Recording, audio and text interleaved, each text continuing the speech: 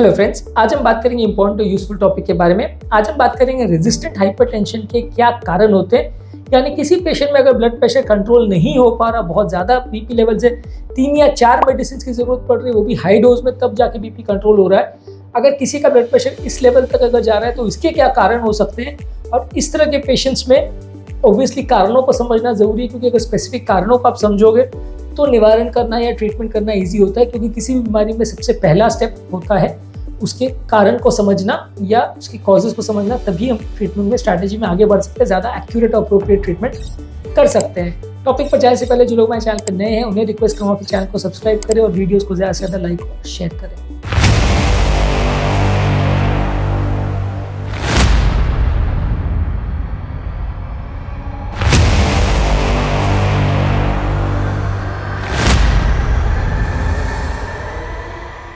सबसे पहला और ज़रूरी चीज़ है कि अगर किसी को रेजिस्टेंट हाइपरटेंशन है तो वो दवाइयाँ प्रॉपर ले रहा है कि नहीं, वो देखना समझना ज़रूरी है। क्योंकि कई पेशेंट्स अपनी विम्स फैंसीज के हिसाब से दवाइयाँ लेते ही नहीं है, या लेते हैं कभी छोड़ देते हैं, कभी 2 दिन के बदले 1 दिन दवाइयाँ लेते हैं, या लेते हैं तो आधे डोज में लेते हैं।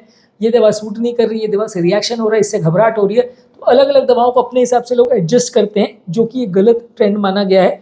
ये एक बहुत बड़ा कारण है कि ड्रग नॉन कंप्लायंस लोगों का रहता है, जो डॉक्टर ने दवा लिखा उसको ले ही नहीं रहे होते। इसकी वजह से डॉक्टर को लगता है कि हर बार यार मैं इसका बीपी चेक करता हूँ, ज़्यादा आता है, 170 180 आता है, दवाई इतनी में देते जा रहा हूँ, हर बार डोज बढ़ाता जाता है, पर एक्चुअल में पेशेंट उसको ले ही नहीं रहा होता है। नेक्स्ट इंपॉर्टेंट इशू है कि पेशेंट का लाइफस्टाइल रिलेटेड चेंजेस है, कि पेशेंट प्रॉपरली डाइट जो दिया गया है वो उसको फॉलो नहीं करता, ना फल सब्जी वगैरह ज़्यादा लेता, ना अपनी लाइफस्टाइल को चेंज करता, ना स्मोकिंग अल्कोहल को बंद करता, ना कोई हाइपरटेंशन रिलेटेड डाइट को फॉलो करता है। तो अगर लाइफस्टाइल फैक्टर्स है पेशेंट के उसमें कि वो प्रॉपरली इंस्ट्रक्शंस को फॉलो नहीं कर रहा है, तो भी वैसे केस में ब्लड प्रेशर को कंट्रोल करना मुश्किल होगा और वो blood pressure finally resistant hypertension की कैटेगरी में चला जाएगा। इसके अलावा कुछ केस में सेकेंडरी हाइपरटेंशन होता है, जैसे किसी को किडनी का बीमारी है, हार्मोन का प्रॉब्लम है, कोई मेडिसिन के साइड इफेक्ट से हो रहा है, या किसी स्लीप एपनिया की बीमारी की वजह से हो रहा है। तो ये सारी चीज़ों में किसी और बीमारी की वजह से हाइपरटेंशन हो रहा है, तो इसको भी कंट्रोल करना मुश्किल पड़ता है, और इस तरह के पेशेंट्स भी कई बार रेजिस्टेंट हाइपरटेंशन की कैटेगरी में चले जाते हैं, जहां दवाओं के साथ भी उनको मैनेज करना मुश्किल पड़ता है। नेक्स्ट इंपॉर्टेंट कारण है किडनी की नली में अगर चोक है या स्टेनोसिस है, रीनल आर्टरी स्टेनोसिस को बोलते हैं, तो इसकी वजह से क्या है, किडनी को ब्लड प्रॉपर नहीं मिल पाता है, तो किडनी में अबनॉर्मल हार्मोन्स बनने लगते हैं, जिसकी वजह से ब्लड प्रेशर का कंट्रोल कॉम्प्रोमाइज़ हो जाता है और पेशेंट का ब्लड प्रेशर कंट्रोल नहीं होता, बहुत ज़्यादा शूटअप हो जाता है। तो अगर किसी व्यक्ति को किडनी की नली में कोई ब्लॉकेज है तो वो भी एक इंपॉर्टेंट रेजिस्टेंट हाइपरटेंशन का कारण माना जाता है। वजन बहुत ज़्यादा होना भी बीपी कंट्रोल ना हो पाए इसका कारण बनता है। कई पेशेंट में जिनमें वजन बहुत ज़्यादा है उनका भी बीपी प्रॉपर्ली कंट्रोल नहीं हो पाता है। तो किसी भी व्यक्ति का अगर ओबेसिटी है तो उसे कंट्रोल करना ज़रूरी है, अगर आपको बीपी का अच्छा कंट्रोल चाहिए। ज़्यादा मोटे लोगों में वजन कंट्रोल करना बीपी कंट्रोल करने के लिए भी बहुत ज़्यादा ज़रूरी है। इसके अलावा किसी व्यक्ति में अगर एज ज़्यादा है, यानी 60-70 एज के बियॉन्ड अगर कोई व्यक्ति है, तो नलियाँ हार्ड हो जाती है, इस वजह से भी कई बार बीपी कंट्रोल करने में मुश्किल होती है, दवाओं का रिस्पांस कॉम्प्रोमाइज़ हो जाता है।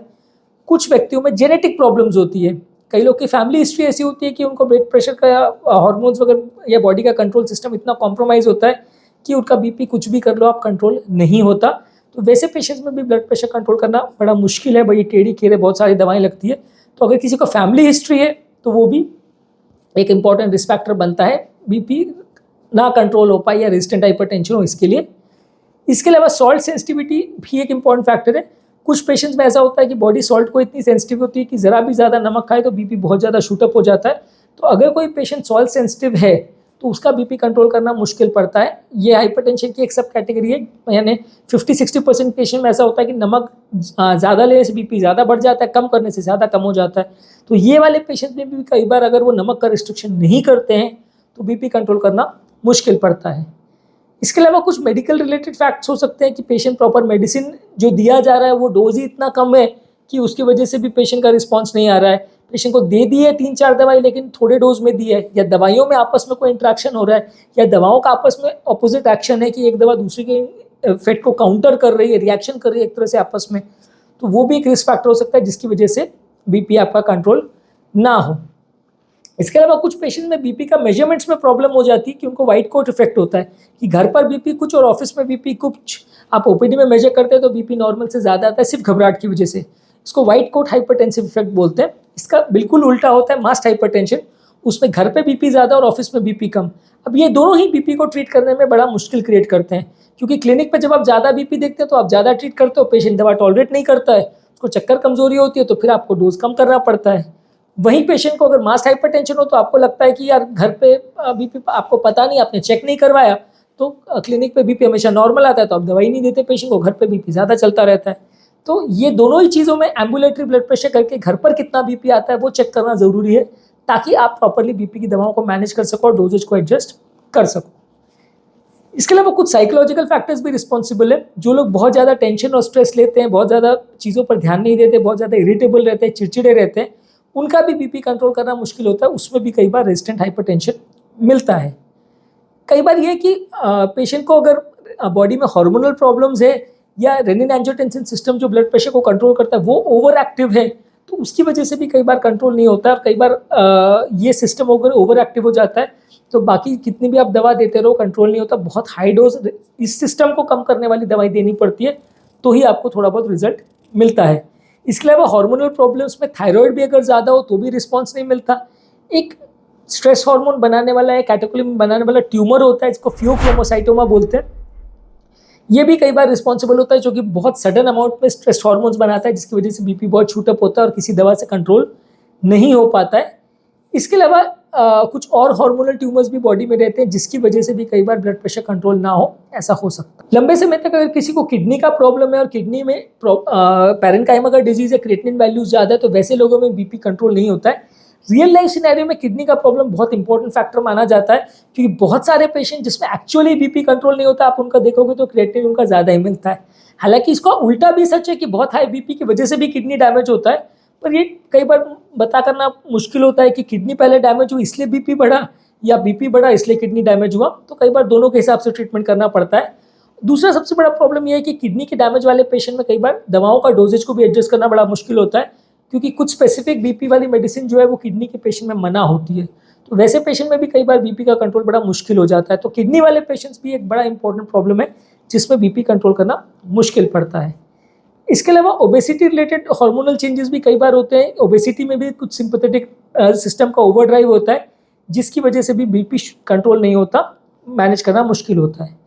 कोई व्यक्ति अगर स्मोकिंग या टोबैको कर रहा है या अल्कोहल भी ज़्यादा ले रहा है, तो इसकी वजह से भी ब्लड प्रेशर कंट्रोल करना मुश्किल होता है। अल्कोहल भी आपके ब्लड प्रेशर को बढ़ाने में इंपॉर्टेंट रोल करता है, और अल्कोहल के साथ कई बार स्नैक्स वगैरह आप जो लेते हो उसमें सॉल्ट भी ज़्यादा जाता है, तो बीपी वैसे भी कंट्रोल करना मुश्किल होता है। तो अल्कोहल ज़्यादा लेने को और स्मोकिंग और टोबैको भी ज़्यादा लेना भी ब्लड प्रेशर के रेजिस्टेंट होने का एक इंपॉर्टेंट रीज़न है। इसके अलावा स्लीप एपनिया एक बीमारी है, जिसमें व्यक्ति जब रात को सोता है तो उसको खराटे बहुत ज़्यादा आते हैं, और जब वो वजन उसका ज़्यादा होता है तो श्वास की नली रात को सोते टाइम दब जाती है, जिसकी वजह से वो सांस नहीं ले पाता। और ये बीमारी जो है रात को नहीं सो पाने की एक बीमारी है, इसको स्लीप एपनिया बोलते हैं। इसके डिटेल में ऑलरेडी हमने डिटेल वीडियो किया है, हमारे चैनल पे 2-3 वीडियोज़ हैं, आप देख सकते हैं। उसके डिटेल्स में तो आज नहीं जाएंगे, पर ये भी एक रेजिस्टेंट हाइपरटेंशन का कॉज हो सकता है। अगर किसी व्यक्ति का वजन ज़्यादा है और खराटे ज़्यादा आ रहे हैं, तो उसको ये बीमारी सस्पेक्ट करी जा सकती है। इसके अलावा कुछ लोगों की उम्र के साथ नलियाँ बहुत स्टिफ और हार्ड हो जाती है, या सीडेंट्री लाइफस्टाइल की वजह से, कुछ मेडिकल कंडीशंस की वजह से या एज की वजह से भी कई बार नलियाँ हार्ड हो जाती है। वैसे लोगों में बीपी कंट्रोल करना मुश्किल होता है और कई मेडिसिन का भी इफेक्ट नहीं आता है। तो ये सारे कारण जो आज हमने बात करी, ये रेजिस्टेंट हाइपरटेंशन के कारण है। इन लोगों में इन बीमारियों की वजह से बीपी कंट्रोल करना मुश्किल होता है। ऐसे लोगों में नंबर ऑफ मेडिसिन ज़्यादा देने से बीपी कंट्रोल हो सकता है। बाय डेफिनेशन अगर किसी व्यक्ति को 4 मेडिसिन अगर लग रही है तो उसको रेजिस्टेंट हाइपरटेंशन कैटेगरी में माना जाता है। 4 मेडिसिन से कंट्रोल हो गया तो भी उसको रेजिस्टेंट की कैटेगरी में माना जाएगा।